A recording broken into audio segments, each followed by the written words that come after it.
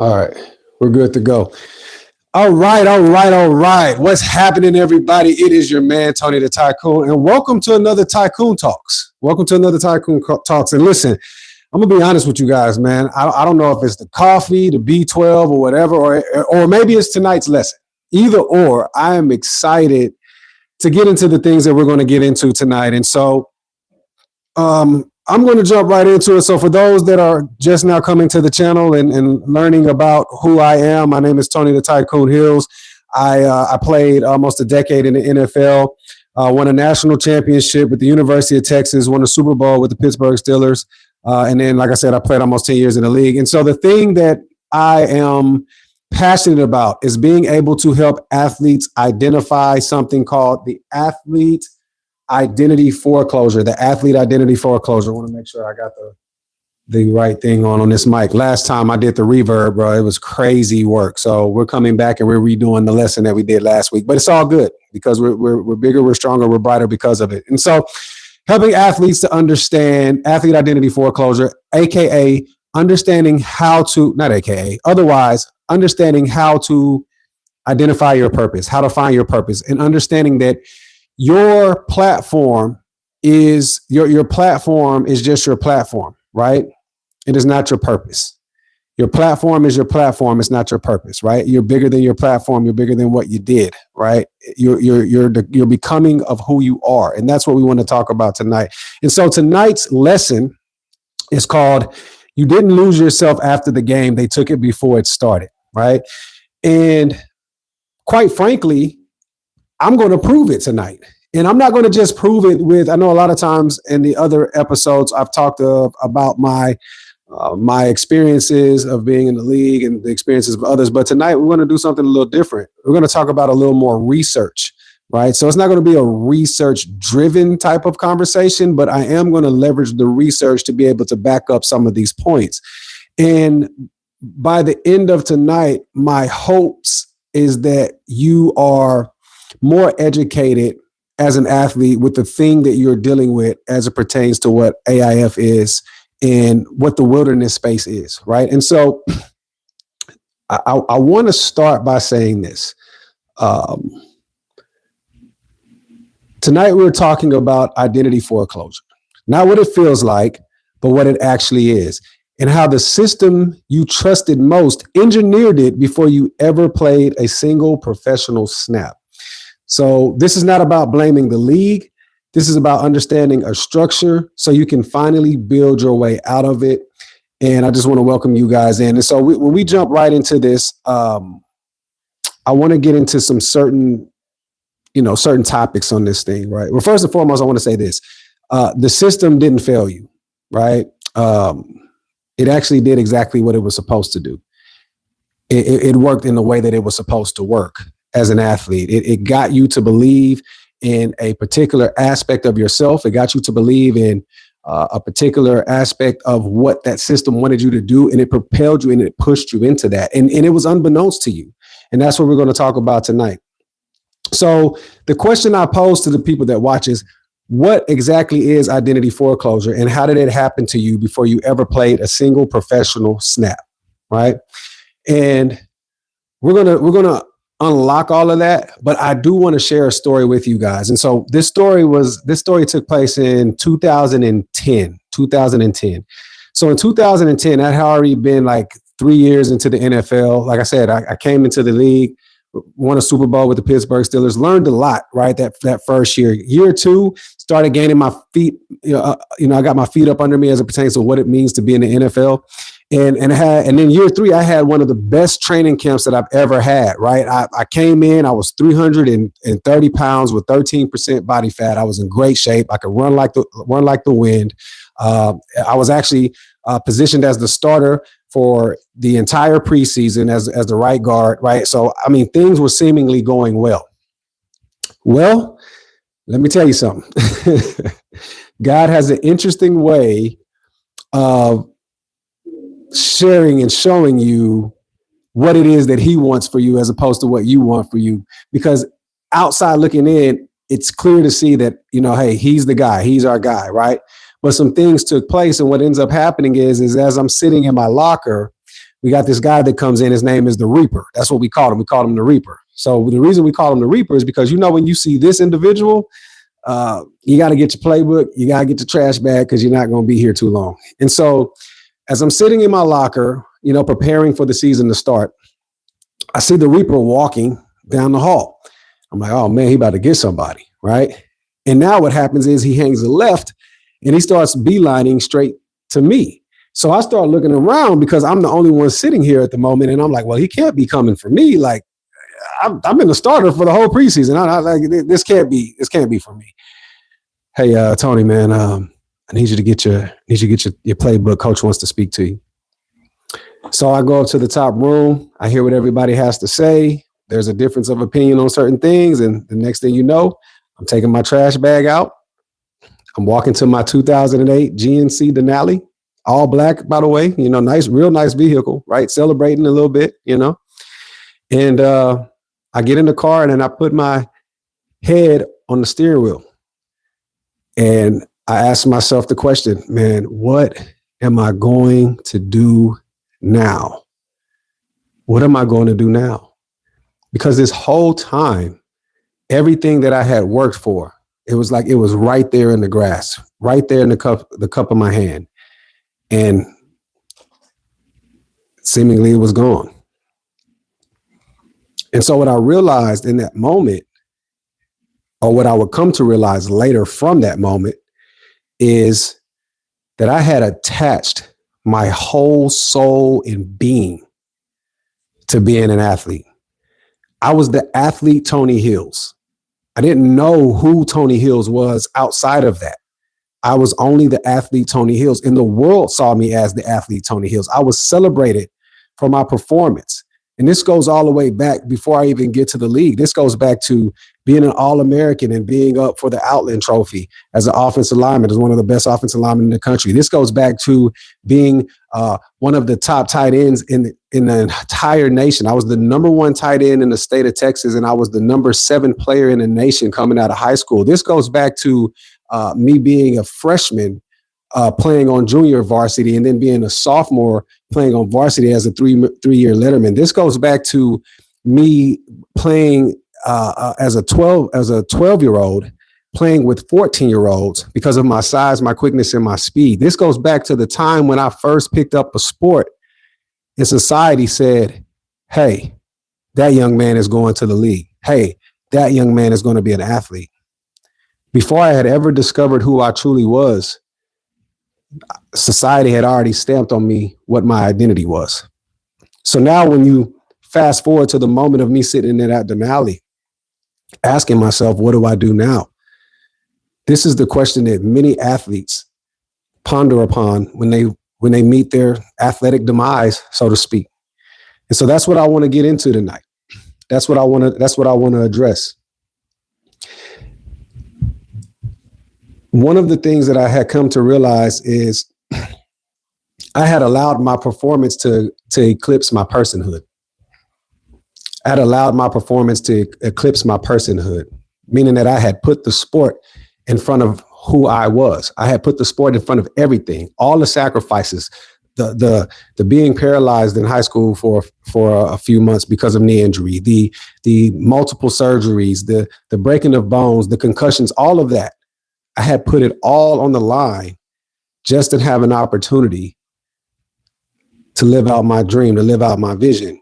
But I had never thought about what would happen if that was removed, because that's just not how warriors think. When a warrior goes into battle, they never think that they're not going to be successful. And so everything that they are, everything that they represent, every value, every aspect of them, they pour into that space. I had my worth tied to my stats. So what happens is subsequently is that when your worth is tied to your stats, when the stats leave, at least in your eyes, so does your worth, so does your value. And although we come to find out later that this is not true, this is what we feel in that moment.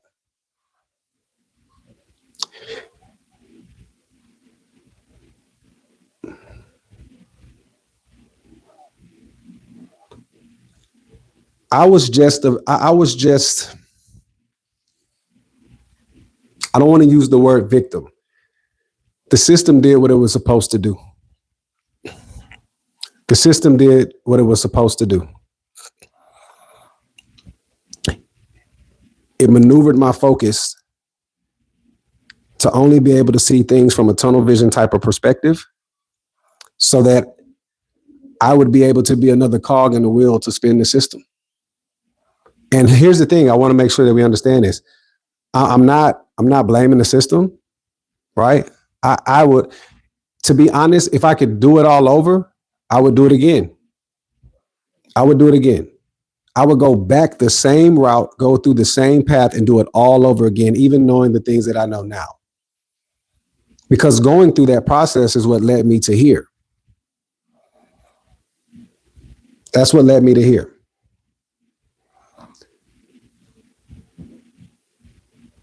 So I want to get into some research real quick. So I was reading this research paper. And so what happened was there was 9 professional female athletes across 4 countries that had told researchers the exact same story, right? The elite Chinese athletes told the same story. Swiss Olympic athletes followed over 12 years told the same story. The parking lot was a different address for every athlete. The feeling inside it is identical. So that's what I wrote. Those were the notes that I wrote. And so what the research was talking about, it was talking about how the female athletes are affected when their identity is removed from sport. And it showed that in that space, some of the things that they dealt with, right? One of them was depression, high bouts of depression.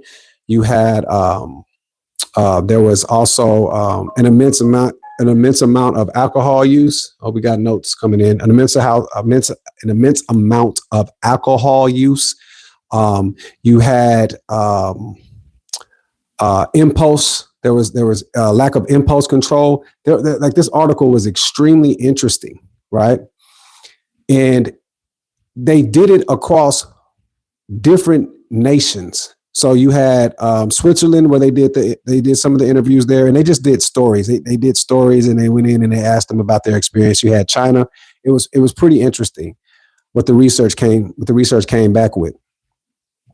But what I was able to take from that is everybody has had that parking lot moment.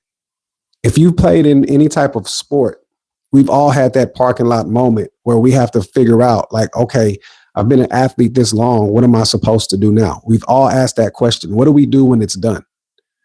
What does that look like? So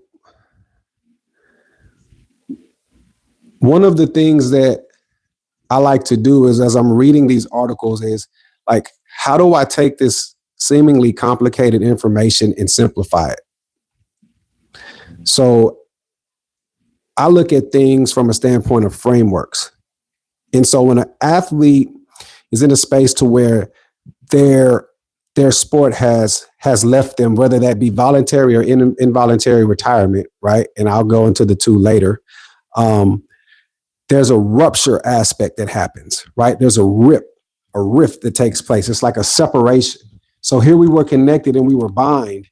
And whether it be by your decision or not, that sport leaves and everything that leaves with it.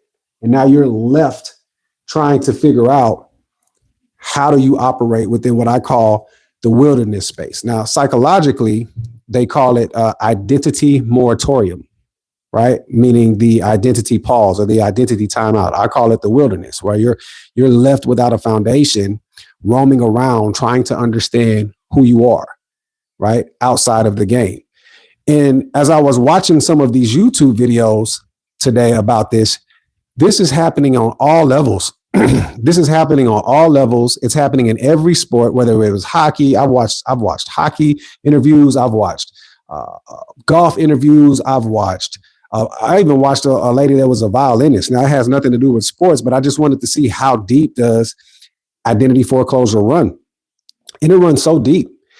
It runs so deep because the reality is that anytime you are operating in a space to where there's only one thing that you're doing and you've basically sold out to that thing, we've been taught that that's a good way to go about life. But the reality of the situation is that if it's not your purpose, then it can cause problems. And that's what we start seeing. And so that experience that I had in a parking lot, I didn't have a word for it. I didn't have a language. Like, how do you describe this? How do I describe this feeling? How do I describe the feeling of everything that I had worked for being ripped away from me? What is the words that describe that? How do I paint the picture? Right? Like cognitively, I can't fathom. I'm playing things back, trying to figure out what's going on, what went wrong, right? And there was no language for it. And so what I started doing after I retired is I started reading about peer reviews. I started reading these psychological peer reviews, right? And so you have these studies that were published between 2024 and 2026. And the thing that I love about these studies is it basically confirmed all of the things that I was feeling, but then it started putting it in words. And so I don't know if you guys are like me, but anytime you have something that you can't quite explain, but you're listening to somebody else speak, and then they start to identify and pinpoint those things that you're feeling, and they're able to put the words behind it, there's an immense amount of clarity that opens up and says, aha, that's it. That's the thing. That's what I've been feeling. That's what I went through. That's my experience. That's exactly what these peer review papers have done for me. And as I said, I'm learning the information. I've been at this for a little over 3 months. And as I learn it, I'm going to share it, right? Because I believe it's going to impact and help somebody. So here's what I've seen that is actually happening, right? You come to find out that identity foreclosure happens when an athlete commits to the athletic role so early and so completely that they never explore who else they could be. So that's answering the question, what is athlete identity foreclosure or identity foreclosure in itself? But my calling is to be able to help athletes. So I stay locked in on that space. So the athletes commit to their role, to their sport, totally and completely, and they cut off everything else, right? So the thought process and the idea is that the sports demands total devotion. The system rewards single-minded focus, which there's nothing wrong with that. But by the time the career ends, the athlete has the identity development of an adolescent. Not because they failed, because the structure never let them grow past it. This is so interesting. This is so interesting. So I want you guys to understand something. What I just read to you, it says, by the time that the career ends in the athlete's space, that athlete has the identity development of a teenage or of an adolescent, not because they failed, because the structure never let them grow past it. And so this is so true, right? And when we know this to be true, we see it. How do we see it? We see it in the actions. Let's go to the professional level. We see it in the actions of professionals, right? Many professional athletes, one of the things that you love about them when you're talking about football players is you love the aggressive nature. Some of the most dramatic and dominated plays that we've ever seen have come from aggressive nature. I want you to think about the biggest hits that you've seen, aggressive nature. Receivers catching the ball over the middle, getting blasted, getting up and pointing first down, aggressive nature. Offensive linemen taking defensive linemen and mushing them into a pile and moving them in ways they don't want to go. Or defensive linemen taking offensive linemen and driving them all back to the quarterback to get set. This is an aggressive nature reward system, right? The more aggressive you are, the more dominant you are, the more you're rewarded. So now, if you have the identity aspect of a teenage adolescent, within that identity comes something called impulse control. Most of these athletes lack impulse control off the field because they haven't learned the difference of what's at stake when you move outside of the realm of sport. Now, here's the thing. This is not dealing with right or wrong. We all know what's right. Oh, let me not use all. I don't want to use absolute language. Many of us know what's right and what's wrong, right? But when you talk about impulse control is something that's learned. This is a learned behavior. This is learning how to respond and to pause, right? And so when you think about this, you can take it outside of sport real quick. And now I want you to think about a lot of situations of people that have been arrested behind violent crimes, but they've never had any other offenses in their life, right? This was a one-time type of situation. Well, in that moment, there was a lack of impulse control, right? So you can see it just from that situation. Now I want you to flip it into a professional athlete space, especially if you play these violent sports. And I want you to think about how little they've been taught about the importance of impulse control and what that does or what that can do for your career. So what does that look like? Well, that might look like the professional athlete that's in a situation with a young lady and now there's a domestic violence dispute because of, instead of leaving the situation, I'm riled up, I've been offended, and now I only know one way I have to attack. So I immediately respond, right? And that young man might not even be in the wrong. Maybe he's getting hit on, beat on, whatever, and he reacts, right? Or she reacts. Either way, because you've seen some stuff with Sha'Carri Richards. So he or she this thing is not gender, specific. So now all of the things that happen within that. Now, as the scriptures say, age should teach wisdom. So a lot of times when you see older people move in situations like that, they can already see certain types of things that are happening because of the wisdom that they have. So then they remove themselves from those situations because it's like, it's not worth it, right? Well, therein lies the difference of a mature identity versus, as the research is saying, an identity that has the development of an adolescent. And then on top of that, you're giving them the social economic status, right? I call it social capital, where you have all these lights and things in their faces. They're famous, they're stars, everybody knows their name. So people cater to them, all of those things. So that feeds into that. And then economic elevation, right? Income, revenue, however you want to call it, right?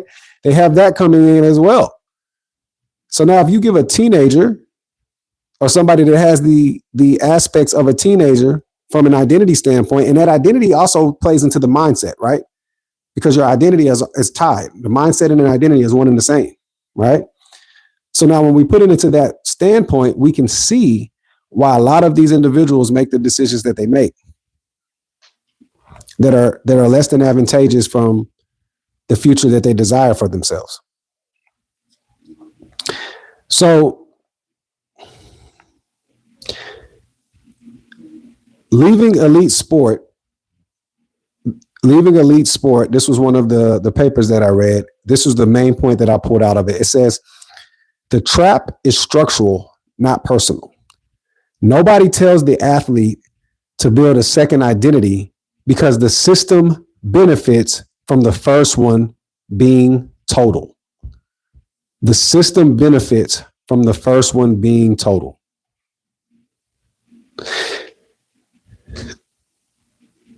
In the Bible, it talks about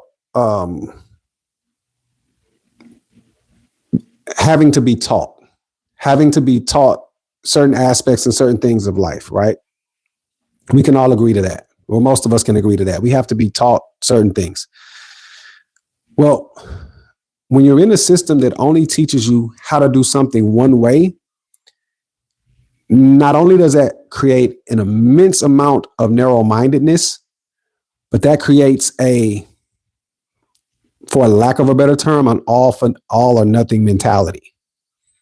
And that spills over into the athlete's financial world, the way that they invest. That spills over into the way that they think, the way that they move, right? The risk that they take, right? All of that. And the thing is that I'm speaking from experience. Some of the risks that I've taken in my life, looking back on it, I'm like, I don't know if that was worth it. But I grew up in a system where you were all in. You only know one way. So Proverbs 19 says that there are many devices in a man's heart. Nevertheless, the counsel of the Lord shall stand, right? So when you think about many devices, right? Many devices, dreams, plans, you have like a whole person that's waiting to be discovered, right? But you're in a system that rewards, like we just talked about, single-minded focus. And there's nothing wrong with being singularly minded, but there is something wrong when you're singularly minded in a system that has the statistics that they have as it pertains to you being removed from that space quickly. So like you're singularly minded in being an athlete, but the average athlete playing career across all sports is around 5 to 6 years.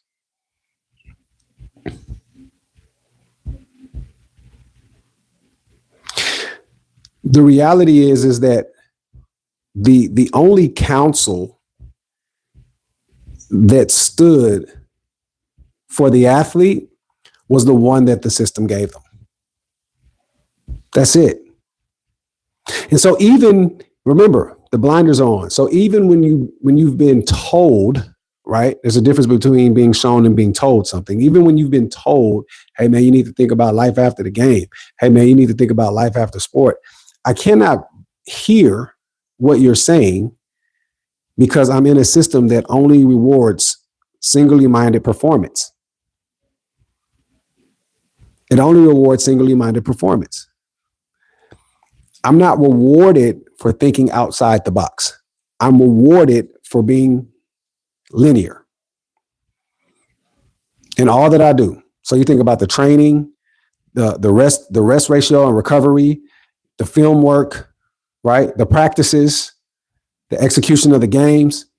Those that do it at the highest level are the ones that are rewarded the most. And so what happens is it keeps you locked in the line right now within the present. So much so that you never think about what the future could look like when this thing that you're doing is removed. And make no mistake about it, it will be removed, irregardless of who you are.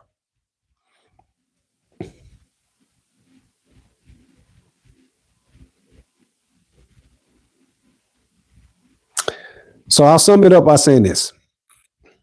I'll sum up the identity foreclosure part. It says identity foreclosure is not a character flaw. It is a structural outcome. The system needed you foreclosed. But here's the question that I ask you, or a statement that I'll make. I don't believe that athletes know that this identity foreclosure is more dangerous than they could possibly realize. Like having to figure out who you are. Athletes are one of the only people that have to figure out who they are after the sport in a public way. And then on top of that, they're not given the grace that most are when it comes to identifying themselves, because when you're a certain athlete and you're put in certain rooms and certain societal norms or societal spaces, then now what happens is you're constantly asked the question, hey, what are you doing now? Oh man, you sure you're done? You sure you want to go back? Do you miss it? So you're not even given that aspect of space to be able to figure out who you are outside of it, because everybody keeps trying to draw you back in. This is a very dangerous space for athletes to be in, right? Like when you start thinking about the foreclosure, this happened way before the professional space. This happened before the collegiate space. This goes all the way back to the time of your youth. I want you to think about some of the greatest, I won't even say the greatest. I want you to think about some of the most talented young athletes that you've seen play. And we're taking this all the way back to like Little League. When you see that one child that stands out amongst the rest, right? Like this guy, whether it's speed or whether it's his size or his domination, whatever it is within that sport, his athletic prowess is on display for everybody in these gyms to see. And now when you think about AAU sports in some of these middle school kids, man. I mean, it's even more, prominent today than it was when I played, because now you have cameras on you. Now, this guy's the number one ranked middle schooler in this city, and the number one ranked this in that city, and all of those particular things, right? And so what happens is, before that child is ever giving a fair shot to understand who they are, it starts with the parent. The parent has stamped them as this. Then it starts with their outer circle or society. Society has stamped them with this. Then it starts with the coaches, right? Then it starts with their peers. And then before you know it, they're fully ingratiated within the system. So now all I know is ball. There was a great movie called Friday Night Lights, right? And I forget the guy's last name. I know it was Booby. So his name was Booby. And so they show the scene where he hurts his knee. He gets his knee hurt. And now he has to have surgery. And so in that time, right, like back in that day, when you had an ACL, that was pretty much, that was it. That was the end of it, right?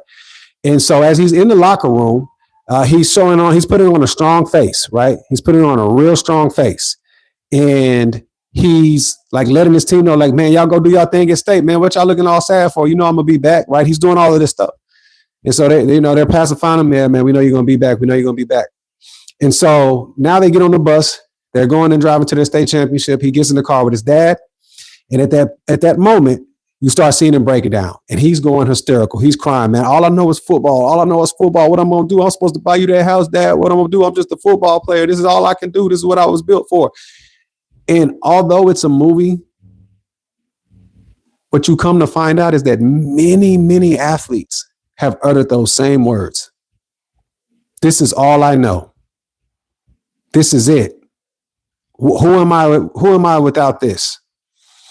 One of the saddest stories that you see about a situation like this, and how deep identity foreclosure can dig into an athlete, is there was this Australian athlete.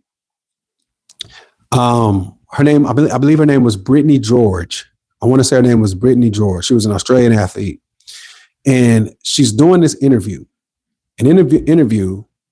She stated that she knew that she suffered from like some sort of depression. She knew she had already, like, I guess, made peace with that part. But this was the part that was extremely interesting. She said that the reason why she wanted to play as long as she could is because she knew that she was only made for sport. And so that once sport was done, then there was no reason to live, and her life was over. And so I was like, wow, that's some heavy stuff, right? Well, I go and that was the interview I watched. I go and I do more research on the young lady. And I believe it was like a month or maybe 2 months. It could even have been 3 months after that interview. She took her own life after she had retired. This is more dangerous than athletes know. This is a serious thing that I just truly believe is not being talked about as much as it needs to be. There are athletes that are out here that are really struggling. They're struggling to find a calling. They're struggling to find their calling. They're struggling to find their purpose outside of the sport, because people have just not been able to explain to them what it truly means to be more than your platform. Right? And I can see the pushback. The pushback is, well, people have talked to athletes. People have said you have to find something outside of the game. You have to find something out of the game. You have to find something out of the game. And I get that. But that's the equivalent of saying to somebody, you got to save your money and invest. You got to save your money and invest. You got to save your money and invest. You want to know what's missing within that statement? How do I do that? How do I find my purpose outside of the game? Most people haven't even found their purpose, and they're not even in a sport. So how am I, the person that believed that this is who I was at my core, and I put everything, I poured my heart, my soul, my body, my mind, my spirit, I poured everything into this. And then one day, it vanishes. And you're telling me I need to find something outside of that. but nobody's showing me how I do that. You're giving me proverbial statements, but you're not giving me a framework or a pathway. So here's what I believe. When it comes to finding your purpose, I believe your purpose is found at the intersection of your God-given talent and the people that you're called to serve. And at the intersection of where those two things meet on the axis, right? X and Y axis meet, the middle point. Therein is where your purpose lies. So how do we do that? We have to first go on a discovery journey. What are the interests that we have? Because what I've come to discover is that our interests more than likely is usually tied to what our purpose is. What are our talents? Our talents are tied to what our purpose is. I'll give you an example. One of the talents that I possess is being able to take complicated information, digest it, and then place it into the marketplace in a simplistic way. And I'm not saying this as, oh, I know this is what I do. I know this is what I do from the fact that other people have told me this. This is what they've said verbatim.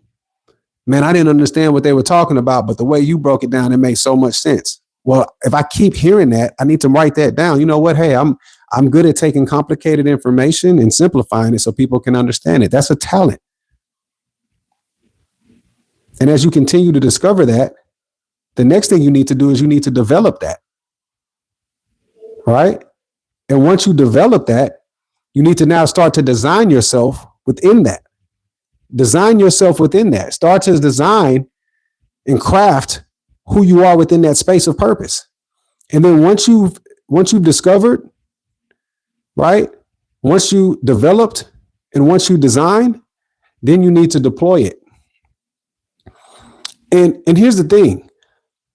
Whatever that looks like for you, whatever that journey looks like for you, there's no time limit on that. Most of the time, we are so busy trying to keep up with everything else and everyone else that we're not enjoying the journey that we're on.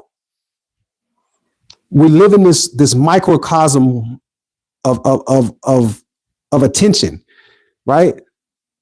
This aspect of I need everybody to see me. I want the light on me, right? Well, it's not a micro, it's actually macro. Excuse me.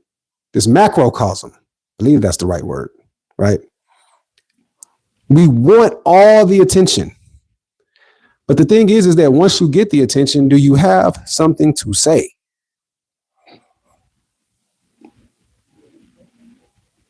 That's the reason you have to go on the journey. And as athletes, man, there's so many things that we possess that the world could benefit from. Do you know how many people struggle with adversity? Do you know how many people struggle with mental toughness? Do you know how many people struggle with perseverance? Your life alone is a walking testament and an impactful aspect of how you can help other people.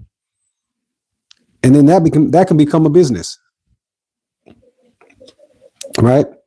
So I want to talk to you about how the system engineers this identity foreclosure.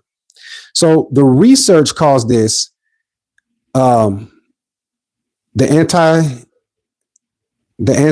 boy, okay, wake up. The research calls this the anti-participatory crisis. The anti-participatory crisis. Say that 3 times fast, right? So what that means is this. I'm going to break this down, right? Or at least what I gather from it and what I took notes on. It means that from the moment an elite career begins, the retirement is approaching. So the moment that an athlete is operating in their professional space, they're already in the space of retirement. This is so true in the NFL. I want to tell you when it happens. Every April, during the draft, 1,696 players come in, 1,696 players leave. You might have got 1 year in, you might have got half a season in, you might have got 8 years in, 3 years in. But every year, somebody is coming for your job. That's what the draft process is. So soon as your career begins, retirement is approaching. The entire ecosystem reinforces exclusive athletic identity because it serves a short-term performance. So here's the thing that's needed. Coaches need you locked in. Agents need you performing. And the league needs your output. I want to run that back. Coaches need you locked in. Hey, look, hey, Hills, man, I need you locked in, man. When it's your time, I'm the next man up. I need you locked in, right? Agents need you performing. Hey, man, look, I was talking to the GM. They're liking everything that you're doing, man. You got to just keep staying consistent, man, and we'll get to that next contract. I'm telling you, man, you're gonna. Hey, you're on the roll. You're on the roll right now. You're the one. You're the next one up. I need you performing. The bigger your contract, the bigger their payday. Agents need you performing. The league needs your output. We want to put a good product on the field. So the better talent that we put on the field, the better show. The better talent we put on the field, the better the show. That's how this works. So the league needs you performing, right? So here's the thing, and this is very important for the athletes that are listening. Nobody in this ecosystem benefits from you building a second identity. So the reality is that nobody within that ecosystem is going to tell you to do it. They're not going to tell you to do it. Because I need you locked in and I need you focused 24/7, 365 on this thing right here. Hey, this is what's going to set everything else up. Well, I don't even know what everything else is. I can never understand why they would make those statements. Hey, look, you need everything else. You need to push your family to the side. You need to. So they were. I've literally heard coaches say, push your family to the side. You know, move away from your friends. The only thing that matters is right now. Really. So this moment is the only moment that matters. I'm a whole entire person with an ecosystem, family, friends, my own thought processes, my other visions and dreams, all of these things. But this is the only thing that matters. Some could call that idolatry. And my belief, the only thing, if I want to say the only thing that matters, if I'm going to subscribe to that thought process, then it's going to be how I serve my God. It's not going to be how I play some sport. But this is what's told to the athletes. And these are young, impressionable minds. These are 20-year-old kids. I don't want to call them kids. These are 20-year-old young men. But their age is 20. But we already read that the research said that their identity comparison is one of an adolescent, meaning that their mentality is one of a teenage adolescent. Because you have to look at it. When have they experienced life? When have they experienced growth in adulthood? From the time that we already walked this back, if you've been watching earlier, from the time that they started this in this space, from the youth up, they have always been a part of a system that basically did everything for them. For the youth up, they've always been a part of a system that told them exactly what they needed to do, where they needed to do it, when they needed to do it, how they needed to do it, and why they needed to do it. They've been a part of the system. And when you talk about identity exploration, that's just not it. In identity exploration, you're in a space to where you have to figure some things out. And a lot of times it's you and you. There's nobody there to be able to help you. You have to go on the hunt for information. You have to find out what your new desire is, what your purpose is. You have to create these systems for yourself. You have to create and build this brand new life for yourself. And this time you're building it without a system that is telling you what to do. That is extremely, extremely difficult.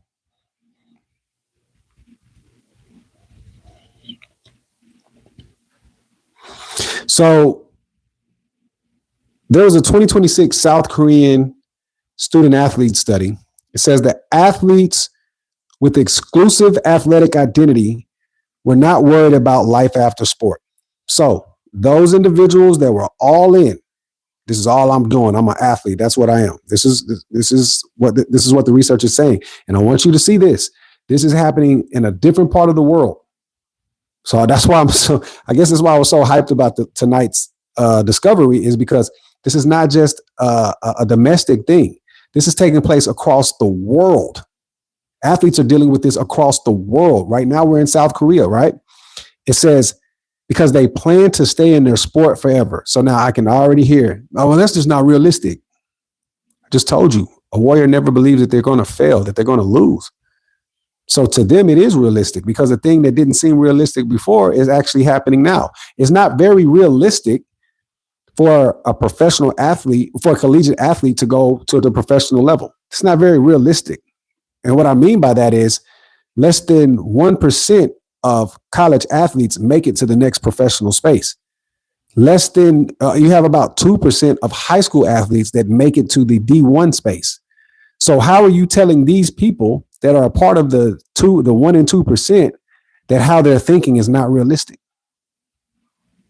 You could see why they would look at you and say, all right, it's not realistic for you, because I've already accomplished something that 98% of people will never accomplish. Gotta let that sink in.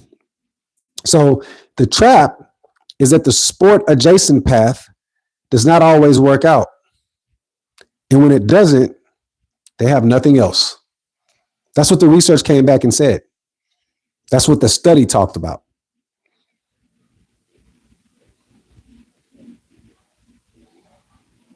So I want to dive into a critical distinction that the research makes.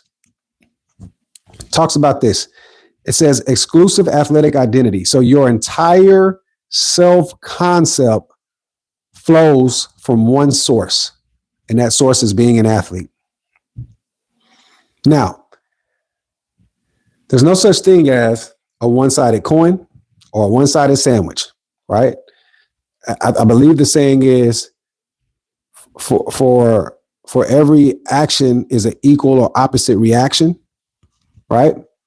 And so when we think about that, focusing on the opposite aspect of it, if the exclusive identity creates athlete identity foreclosure, which creates the wilderness space, which then creates a place of darkness, right? Just to simplify all of these different things that happens in the wilderness, then there has to be another opposite of that particular situation. Well, that's called multi-dimensional identity. So this is how you look at yourself as, I am an athlete, but I'm also a father. I am an athlete, but I'm also a builder. I am an athlete, but I'm also a believer. I am an athlete, but I'm also a musician. I am an athlete, but I'm also a medical student or a doctor, right? I am an athlete, but I am a leader. And you can look at all of these different dimensions about yourself simultaneously. So what the research showed is that the exclusive group faces crisis at transition, but the multidimensional group, they were able to navigate it. So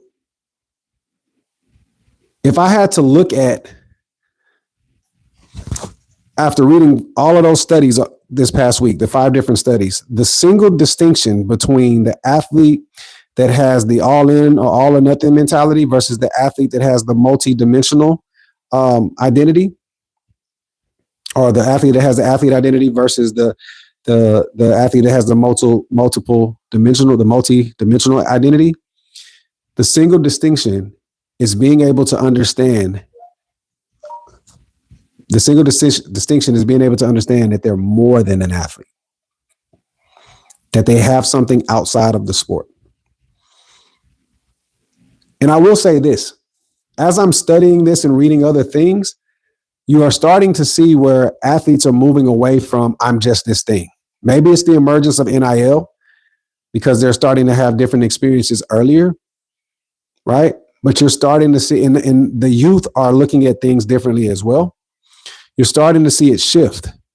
But all in all, this is still a topic that is extremely hard for a lot of athletes to grasp and to deal with. Like, I know personally a couple of people that I've talked to that struggle with this very thing to this day. They're suffering, their family's suffering, their financiers are suffering, their faith is wavering, because for so long they were looked at as the leader, and they allowed their money to dictate their movement. And so now that the money has started to, decline, they've never been able to, or they haven't been awarded the opportunity to understand who they are and to grasp those life lessons. So now they find themselves in a space to where they're still in a leadership space, but they have no skill set outside of solving issues with their money. And that is a tough place to be in, because now what happens is it requires you to be extremely vulnerable and say, I don't know what I'm doing, and I don't know where I'm going, and I need help. And the thing is, we talked about a system. In the athlete system, one of the things that is frowned upon in a locker room, especially when you're talking about in the NFL or college football or anything like that, it's frowned upon if you show any type of weakness. Now, you have a lot of these athletes that are coming out now talking about mental health and mental health awareness, and but at the end of the day, it's still looked at a certain way if you show any type of weakness. So you ask that individual that has been in that space for that long, you're asking that individual to be vulnerable. It's a very tough situation for them to be in. But the ones that are able to understand it, and the ones that are able to commit to it, they're the ones that find success, right? So what it takes is, it takes a new mindset. That's what it takes. I love what the scriptures say in the book of Romans, where it talks about being transformed by the renewing of your mind. I love that. I love that verse, because that's where it starts. It starts with having a different perspective on how you view yourself and how you view the situation. Once you start to understand that you're more, right, that your sport is your platform, it's not your purpose. Once you take on that mentality, then it's like an unlock to other things. It's like the world has now opened up for you to be able to see things through a different lens, from a different perspective. And that's when the journey starts. That's when the shift happens. One of the things that I do, I am a lifestyle continuity strategist for athletes. And one of the things that we do before we start talking about money, before we start talking about problems, the first thing we start talking about is we start talking about what is our mindset. We start to identify what is our purpose. We start to identify what are our value systems. We start to identify what are our interests. What are our interests? Because here's what I've come to discover being in this space. We all have a future vision that we want to create, right? Present perceived values create future perceived aspects of life that we want, right? Present pursued values create future perceived vision. Present pursued values create future perceived vision. So we all have this vision that we see ourselves in. But what I've come to discover is that we cannot create anything extrinsically that we are not intrinsically. We can only create that extrinsically, which we are intrinsically. So we do a lot of the internal work. And that is some of the hardest things that athletes have ever had to do, because you're asking them to be vulnerable when they've been told that vulnerability is dangerous, because their performance is the thing that paid them, and their performance was the thing that they were judged upon. So now you're asking them to dive into themselves deeply when they've been guarded from doing that because it was all about the performance. But here's the irony of that. The clearer you are internally, the better you're going to be able to perform. And that's the thing that most people have never learned in this space of athletics, because we just haven't had these conversations. So the system conformed you. It shaped your mind, your schedule, your worth, your relationships around one thing. That's sport. But the transformation, the kind of, Roman speaks of being transformed by the renewing of your mind, that's going to require a renewing of your mind. Like, you're not going to be able to stay the same if you want to move into a different space. The system never gave you the chance to explore yourself. But here's what I would say to athletes right now. That renewal is available. Right now, that renewal is available to you. So if you're watching this, I want you to understand that the renewing and the shifting of your perspective as it is available to you right now, if you so choose. If you so decide. If you make the decision, it's available to you. But I will say this, and I can speak from experience. It's going to take intentional work. Very, very intentional. And it's going to take time. But it will be worth it. It will be worth it. Just like it was worth it for you to do the things that you did to get to the level of play of sport of where you are, it was worth it. The sacrifice was worth it because you were able to live out a particular version of your dream, irregardless of level, right? It's the same thing in life when you set that intentionality behind it. And one would even say it's even more rewarding to understand how your life looks as opposed to just your sport. A single source identity is a single point of failure. And the system gave you one source on purpose. We talked about it. The coaches need you locked in. The agents need you performing. And the system needs you moving in one particular space. So that leads us to the rupture and the rebuild. What does the rupture actually look like? And what does the research say happens to athletes who go through it without a framework? That's the question to ask. So here's what all of this has boiled down to, right? The research found a 4-act arc that shows up across every athlete that they studied. Here are the 4 things that they found out within all of this research. Act 1 was identity forms around sport. Identity forms around sport, right? Now, when you look at identity forming around sport, that in itself is where the foreclosure starts. That's where being closed off starts. I've already been signed, sealed, delivered, and stamped. As an athlete, there's nothing for me to look at. So that's the first thing. That's the first part of the act arc, right? The second one is now there's a quiet voice that begins to question that thought process. You'll usually see this with athletes who are moving more of a space of retirement, right? You see it more in athletes that are moving, the athletes that have the voluntary retirement aspect. Myself, I would fall under voluntary retirement. So like I got drafted in 2008. In 2017, I signed a contract with the Detroit Lions. And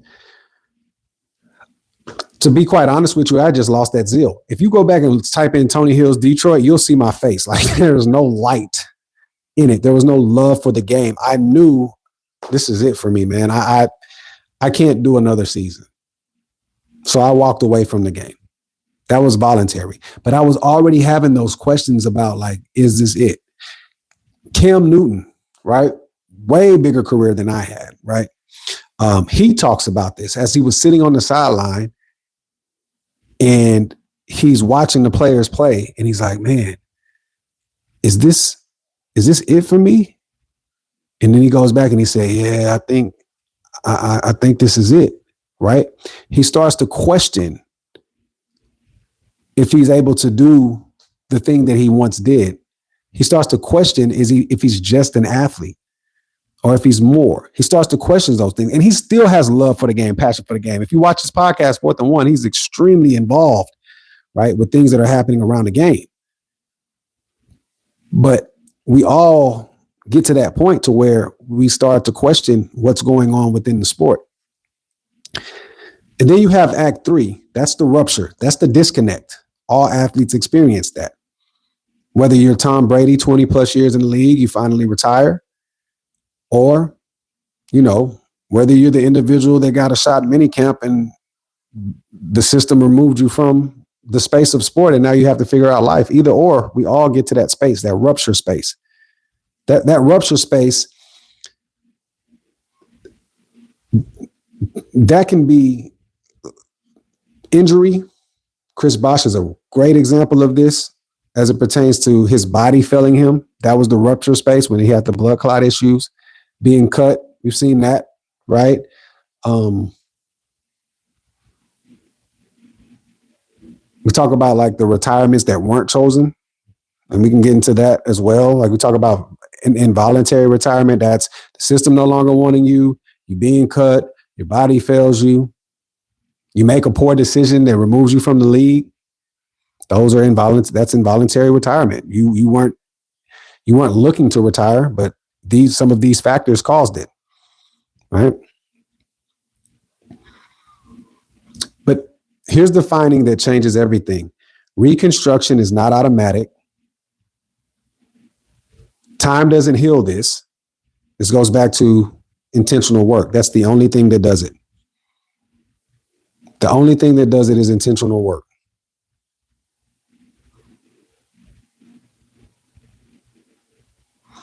So there was one of the research papers that I read, Farello, 2025. It says athletes who successfully rebuilt their identities described it as a process of becoming rather than recovering, not getting back to who they were, but becoming someone entirely new.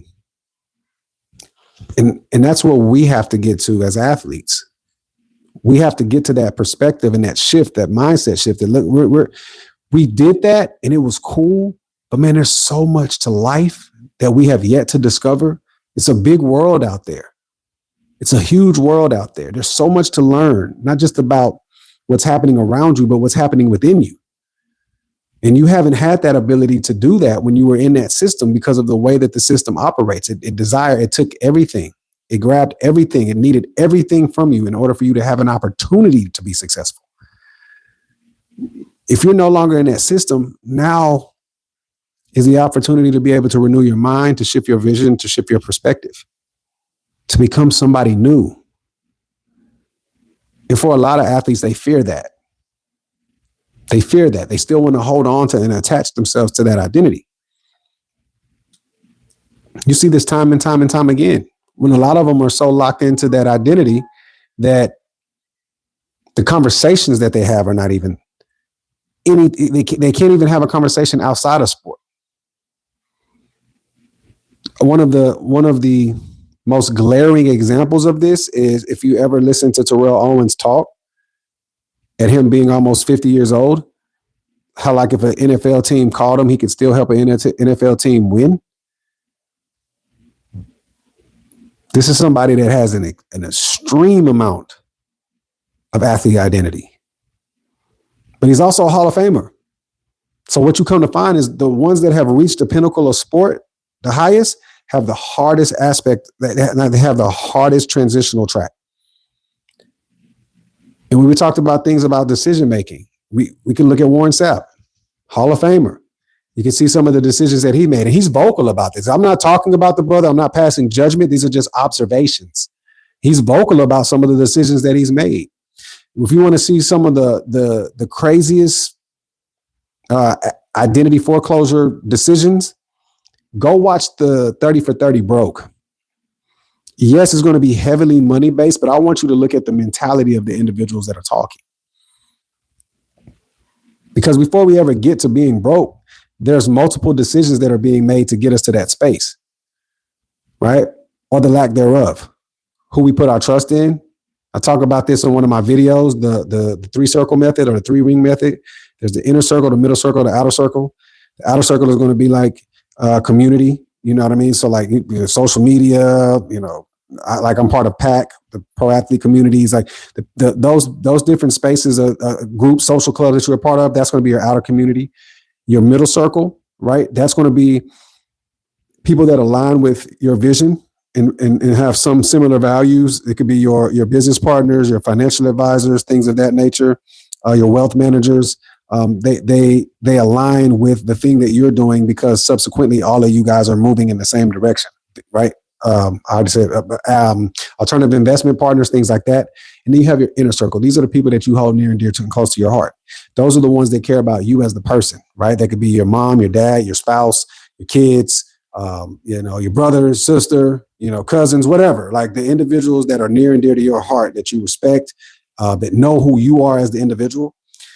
A lot of times what happens with athletes is because we're communal creatures, we can have a real strong bond and connection with individuals really quickly. And we can place individuals in the outer circle or the middle circle in the inner circle. And that's when you find yourself in situations, right? This is where you start seeing financial advisors take advantage of athletes. This is when you start seeing, I'll talk for the brothers that might meet a young woman. They've not known her very long, but they start moving extremely fast. And she's a middle to outer circle type of individual, but you've already placed her into the inner circle. Okay. You've already placed her into the inner circle. And you haven't vetted that sister. As the scriptures say, you have to try the spirits. Same thing for my sisters that are in the space of professional athletes, professional athletics, and you meet a brother that you linking up with that you like. You know what I mean? You move in too quick. So that discernment that we talked about earlier, right? Those are the life growth situations that a lot of athletes are having to learn while underneath the microscope of fame.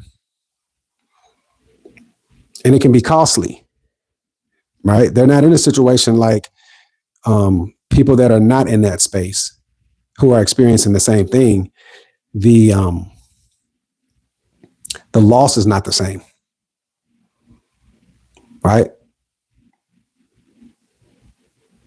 So those are some of the things that I think about when it comes to those particular things. But here's what's important. I want to get into some stats real quick. So the Zhang research paper that I read in 2025, it said 88% of athletes were aware of identity loss within 3 months of retirement. Only 33% successfully joined new social groups by 1 year post-retirement. Here's the thing. 93% said their sports organizations failed to provide career training after they left. Again, this is what's happening overseas. The study was done overseas in China and in Switzerland. 93%. I want to read that again. 93% of athletes said their sports organizations failed to provide career training after they left. 93%.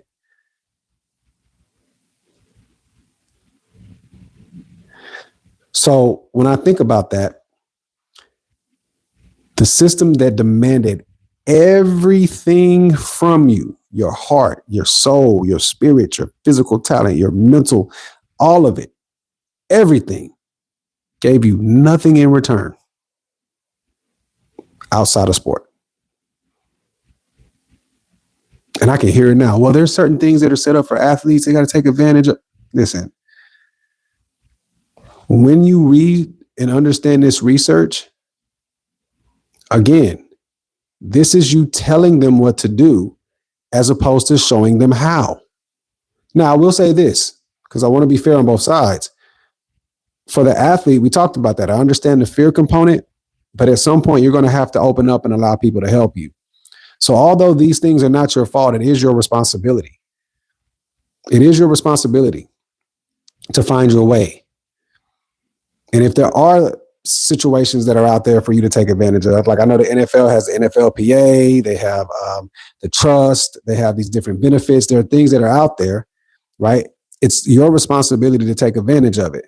Me, I'm the type of individual that says, like, look, I put my body on the line. I've had all these surgeries and things of that nature. I'm going to go get every benefit that's available to me. But I understand everybody's not like that. So if you are an athlete that is struggling in that space, then what I need you to do is go to TonyHills.com and reach out to me so that myself or my team can be able to help guide you and direct you in that world of understanding benefits, right? From all my NFL guys. Right. But that's fascinating. But what I also understand is that's not by accident. That's by design. Again, we talked about it earlier. They need you locked in 100%. There's a reconstruction period that has to take place.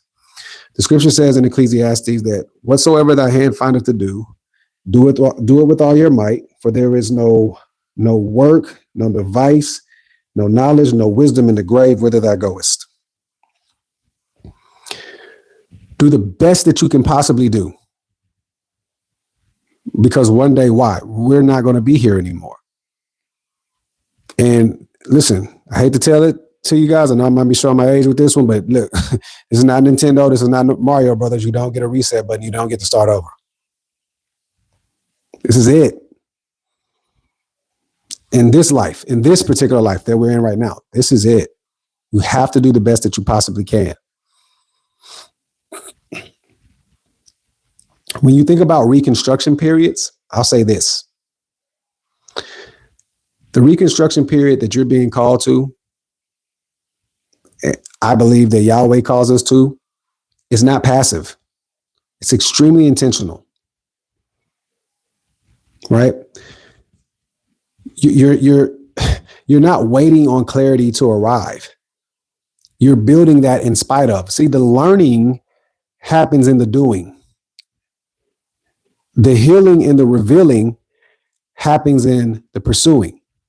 That's how that works. The learning happens in the doing. The healing and the revealing happens in the pursuing. The scripture says that faith without works is dead. So you have to apply the works with your faith of being able to understand that if I make these moves, if I do these things, I'm going to have this. I'm going to take on this positive perspective that the life that I want will happen. That's literally how I live. And here's the thing. I've removed time frame away from it. That's been the number one thing that I've been able, well, I won't say the number one thing, but that's been a top thing that I've been able to discover. Remove the time frame of when your future outcome that you're wanting to take place is going to happen. Remove that. Just keep doing the thing consistently. And what you'll come to find out is that it's going to take place when? Eventually. Eventually. So if you're looking for your purpose, keep following the intentions, keep following the interest, keep following the thing that is burning in that burning desire within your heart. Keep following that. And then keep figuring out, who do you keep helping? Like who? Like every time I'm helping somebody, what does that person look like? Keep doing that, because then what happens is then that's when you start to identify, oh, you know what? Every time I operate in this space, man, I feel a certain way. Every time I operate in this space, man, these results take place. Every time I operate in this space, man, like the things that I was thinking about for my future are starting to become clearer and clearer. Stay within that. That's a reconstruction period. That takes intentionality. You have to identify it, and then you have to continue to stay with it consistently. It's no different than playing sport. Once you identify what type of technique works for you, you stay within that technique and you build upon it. So Whatsoever your hand finds to do it in this season. Do it with your might. The same intensity, the same discipline, the same devotion you gave to the sport, now applied to discovering and building who you were always called to be. The path is non-linear. So what happens is you may have to cycle back. But every athlete who rebuilt did it through intentional work, not time. Again, they removed time from it. They were just intentional with what they were doing. And they found the success eventually. So you do the same thing, right? You didn't become this prestige athlete overnight. It took time. There was thousands upon thousands upon thousands of reps. So what does intentional identity work actually look like for an athlete sitting in their version of what I like to call that parking lot moment, which I shared earlier, right?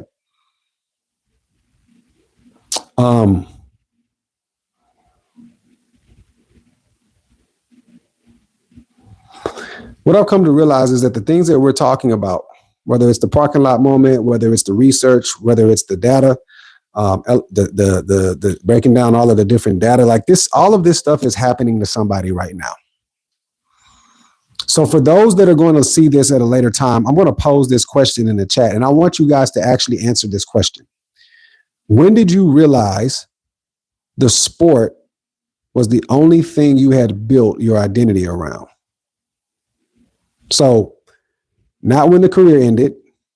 I want you to think about, when did you first feel it, even while you were still playing? And I want you to drop that answer in the chat. So I'll read it again. When did you first realize the sport was the only thing that you had built your identity around? And when did you first feel it, even when you were still playing?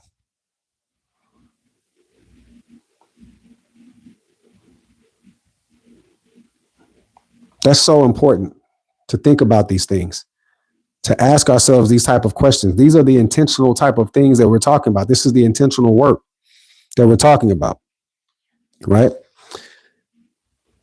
So that brings me to these two things. I have my book behind me, right? What to do when it's done. And in that book, I talk about two things. One of them is called the law of preparation. And it says this: preparation positions you to receive counsel.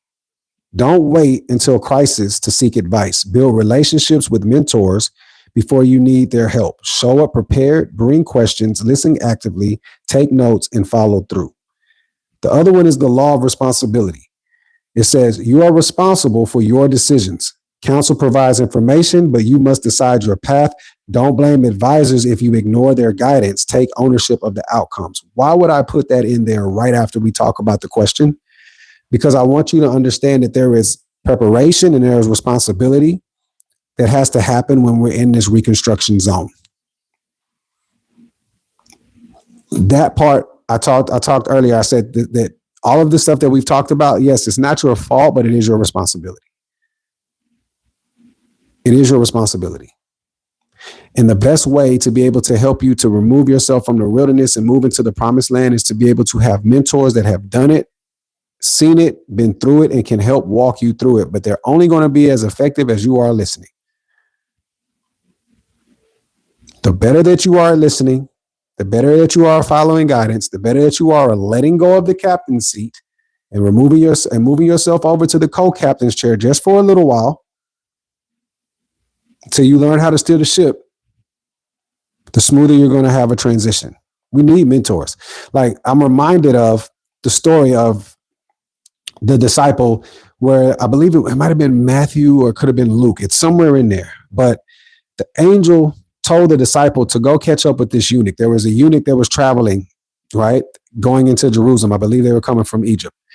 And the eunuch was reading a book. And so when the disciple caught up with the eunuch, he asked him a question. He said, understand of what thou readest. Here's what's fascinating. Here's what I find fascinating. Here's what the eunuch said. The eunuch said, how can I, least some man come and teach me? So then the disciple got on top of the chariot next to the eunuch, and then he started to preach about Yeshua, or Jesus as you know him. Why is that important? There's two things. One, there was a mentor that understood. He moved into space and he offered guidance. Here's the very important part where the athlete sits. The athlete sits in the space of the eunuch. I have this information in front of me. I don't understand it. I'm not going to allow my pride to get in the way of the thing that I want and I desire the most, which is understanding. So that's the same way we can say as athletes, I'm not going to allow my pride to get in the way of the vision that I have for myself, but I don't know how to craft yet. I'm going to go out and I'm going to get help. I'm going to go grab the answers. One of the best things that ever happened to me was getting mentors. And I just didn't get any type of mentors. I got mentors that were masters in the things that I wanted to become a master in. So that's where you're going to find success. Being able to find the people, and the research backs this too. It talks about this in one of the papers I was reading. It was saying that the athletes that had the athletes who the mentors were able to help the most were the ones that I had identified with that athlete, specifically the athletes that were in the mentors that were in the space of sport that athlete was in. So basically what you come to find out is that when you have somebody that has been in your space, they're able to help you further than somebody that might be very good at what they do, because there's an aspect of experience in there that is different than the other person's. So like, for instance, I have experience in the space of sport of football, right? So when I'm talking to football athletes, I understand where they're coming from because I'm able to have recall of lived experiences. So I'm able to help them better, right? Like we see this often, and this happens in every sport, right? Like, if you want to be a great golfer, although she's one of the baddest women on the planet to ever do it, you wouldn't go to Serena Williams to learn how to be a better golfer. Does that make sense? You wouldn't, if you want to be one of the best 3-point shooters to ever live, you wouldn't go to Tom Brady to learn how to shoot the 3 ball. You would go to Steph Curry. Like, these are very simplistic concepts, and I get that. And some people can say, oh, it's oversimplified. But what we've been taught in America is that when we're looking for answers, that the answer, or when we're looking for a solution to the problem, that the answer needs to be the most complicated thing. And that's just not how it works. Simplicity and clarity creates an immense amount of impact and movement.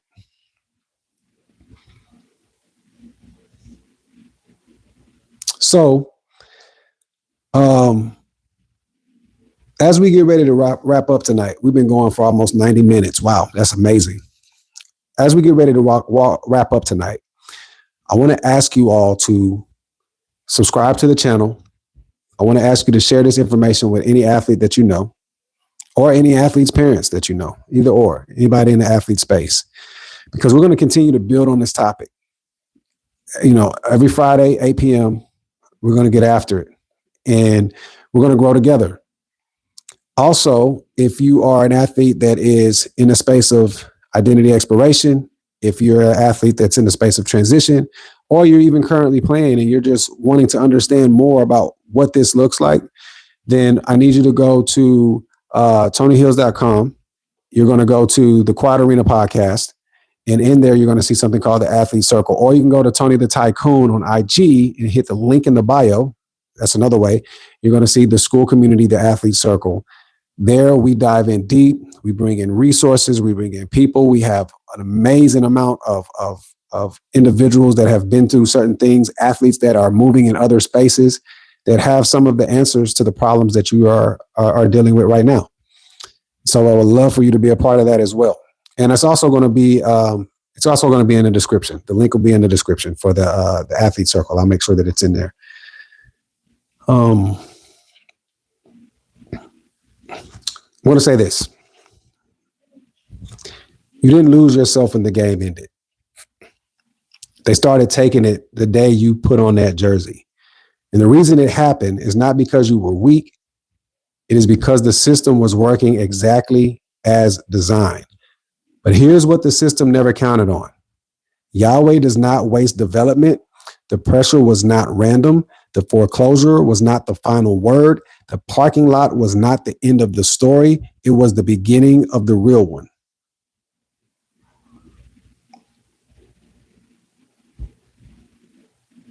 Some of you guys have been out of the game for months, been out of the game for years, but I'm here to let you know that the story is still being written.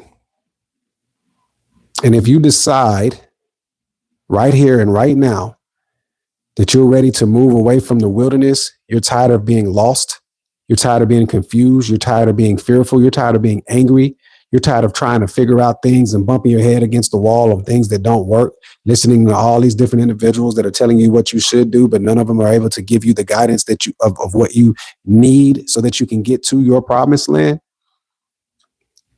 If you're tired of that, then I'm going to need you to make the decision to start moving with individuals that have been where you are, experienced what you experience, and can get you the help that you need.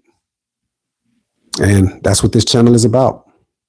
So before I let you go, the question was asked, what is this channel about? This channel is about helping athletes to understand a couple of things. One, that your sport was your platform, it's not your purpose. And two, we're going to show how to turn your purpose into profit by using the platform that the game gave you. So we're going to be talking about all of that. This is the platform for athletes by an athlete that's letting you know that God has a purpose and a plan for your life. I appreciate you all for being on tonight. We've been rocking for about 90 minutes, man. So I appreciate you for giving me the time. And for those that will watch this later, I appreciate you as well. And as always, it is your man, Tony the Tycoon. I'm out.